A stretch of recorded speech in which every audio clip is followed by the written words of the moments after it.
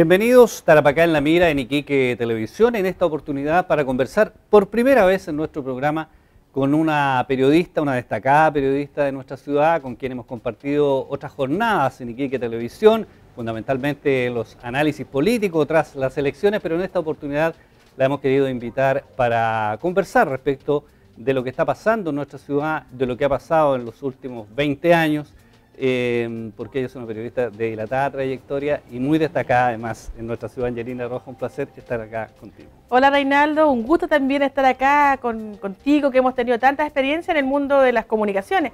Y un saludo también para todas las personas que están con Iquique Televisión, que es un medio regional, ya que vamos a hablar de regiones, es importante apoyar estas iniciativas y más aún si es que tienen que ver con las comunicaciones. Tú has estado en varios medios, Angelina, en nuestra ciudad, trabajaste en la época difícil, fuiste corresponsal del diario La Época, recuerdo, y sin duda que esta es una ciudad que ha cambiado mucho, ¿no? Es una cosa evidente. ¿Se veía venir este desarrollo de Iquique en algún minuto? ¿Se previó? ¿Cómo recuerdas tú los años 90 por ahí? Los años 90 en realidad... los años 90 pareciera que fuera mucho tiempo, pero tampoco es tanto, porque ya en los años 90 el Iquique estaba iniciando, este Iquique que tenía como un desarrollo, una mirada hacia el futuro, y puede ser que sea con una impronta distinta, pero yo diría que Iquique siempre es una ciudad que estaba apostando a mirar hacia adelante. Fue el primero, fue el salitre, fue la pesquería, con sus altos y bajos, sus ciclos, también el ciclo del salitre que también tuvo altos y bajos, luego vino el comercio, la zona franca, también lo que es la instalación de servicios públicos más potentes acá, cuando esto va aparejado también, yo diría que a los cambios políticos, en la época de la dictadura yo creo que también hay un afiatamiento de lo que es la instalación administrativa, no solamente en esta región, en todas, pero acá, por un componente especial de ser esta una región fronteriza. Ahora, si hago la cosa como más coloquial y pienso, me retrotraigo, no sé, a mis 9, 10 años, yo diría que el Iquique que hoy día tenemos, jamás lo imaginé, nunca lo pensé. Para mí la idea de salir estaba asociado con ir a pasear al camino, el verano la distracción era, no sé, ir a Chanaballita a acampar, a jugar a la chaya. El camino está... claro, lo que hoy día tenemos como acá la avenida Arturo Prat, sí, que está bastante renovada, que es muy atractiva y que bordea, como siempre, nuestra costanera preciosa. Te pregunto esto, Angelina, porque hemos conversado con otras personas en nuestro programa y fundamentalmente el tema minero, que produjo un desarrollo muy importante en los años 90, ¿cierto? A partir del año 94, 95, por ahí con las primeras instalaciones, digamos, de la minería del cobre, Quebrada Blanca primero, Cerro Colorado después y prácticamente simultáneamente Coyahuasi. Se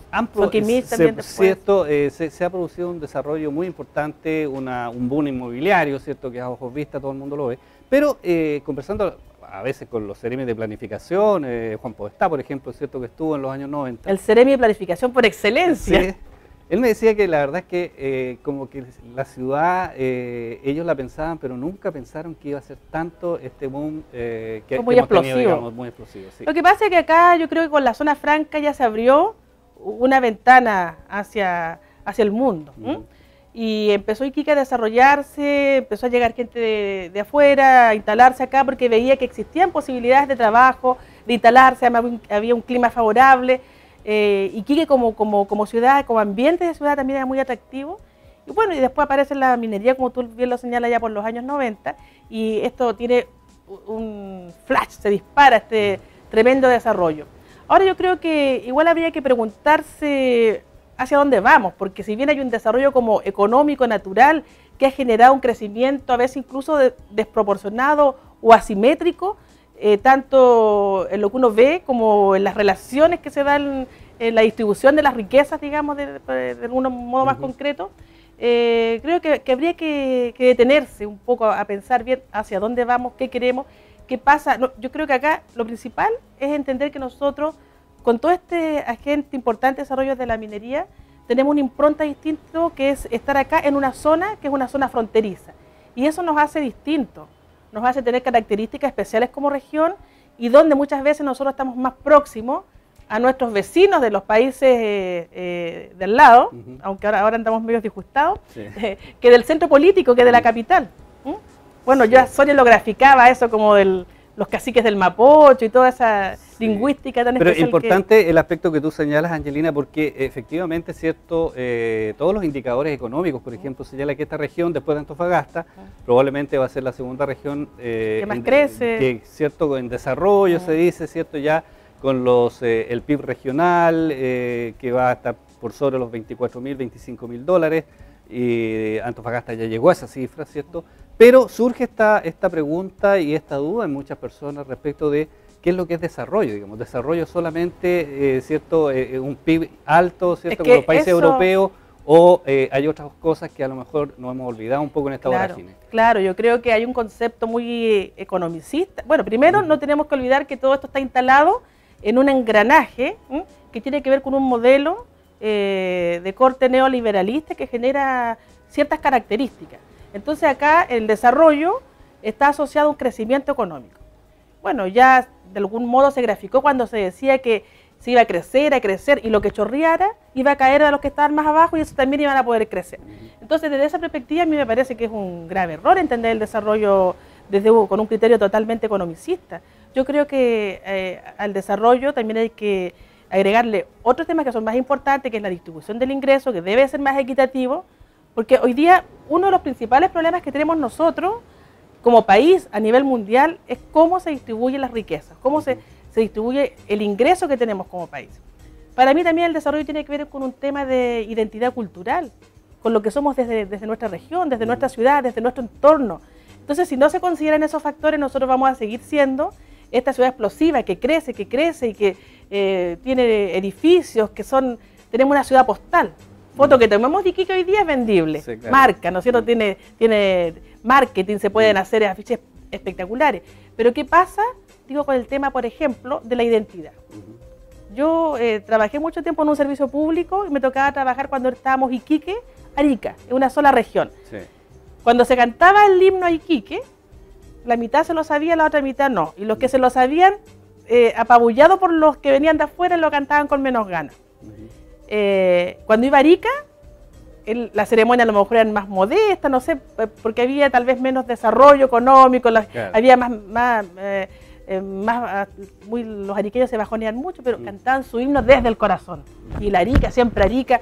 Entonces yo decía, ese es el Iquique que yo conocí. Entonces yo creo que a mí me gustaría que los que se dedican a estos temas, los políticos, los que escriben también, que la pluma marca mucho, cómo recuperamos en este Iquique que crece y que se desarrolla. Además de tratar de encontrar equilibrios, recuperar el tema de la identidad. Porque sin identidad no somos nada.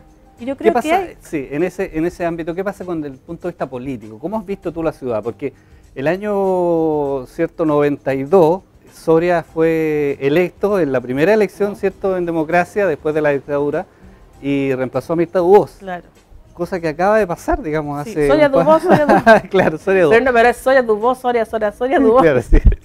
¿Qué te parece eso? Que esta ciudad prácticamente no se haya movido. Otra característica que nosotros tenemos acá en Iquique, que la podemos observar, son estas figuras, tipos que van marcando. No sé si la palabra adecuada será de caudillista, porque algunos se ofenden con eso, pero lo que en términos generales se puede entender como que la fuerza las concentra una persona.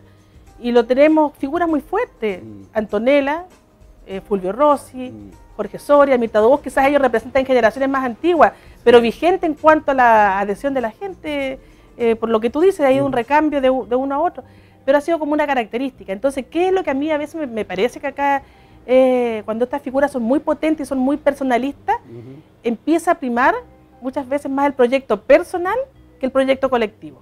Ahora, Soria de alguna forma, yo creo que ha sabido encantar haciendo que este proyecto que él representa se sumen muchos. Y bueno, a lo mejor a eso se debe que él haya vuelto a triunfar, y además que de a poco su situación empezó a cambiar después de ser culpable, de ser ladrón, de ser todo lo que se dijo. Se empezó a aclarar el tema judicial y él empezó a emerger nuevamente como esa figura que arrastra a las masas. Yo me acuerdo que... Sí, esto está aparejado, perdón Angelina, el hecho de que figuras jóvenes, ¿cierto? Personas de 30 años... No hay tiraje en la chimenea, como se dice el lenguaje popular. Prácticamente miran todo esto y no tienen ninguna posibilidad de participar. Bueno, eso yo creo que se refleja un poco también en en el porcentaje bajísimo de participación en las elecciones, porque la gente no solamente, bueno, primero los jóvenes yo creo que hoy día están en otra, de hecho yo creo que el actor principal, colectivo, más importante, está dado por la juventud hoy día, que es la que ha obligado a generar cambio, a cambiar el discurso, a incorporar temas que antes no existían. Vamos a hacer un breve alto aquí en nuestro programa, Okay, Angelina, pues, y después vamos a retornar para conversar de otros temas y también, por supuesto, de los medios de comunicación, que no es un tema menor, ¿no? Hacemos un breve alto aquí en nuestro programa, Tarapacá en la Mira, en Iquique Televisión, y ya estamos de regreso con ustedes.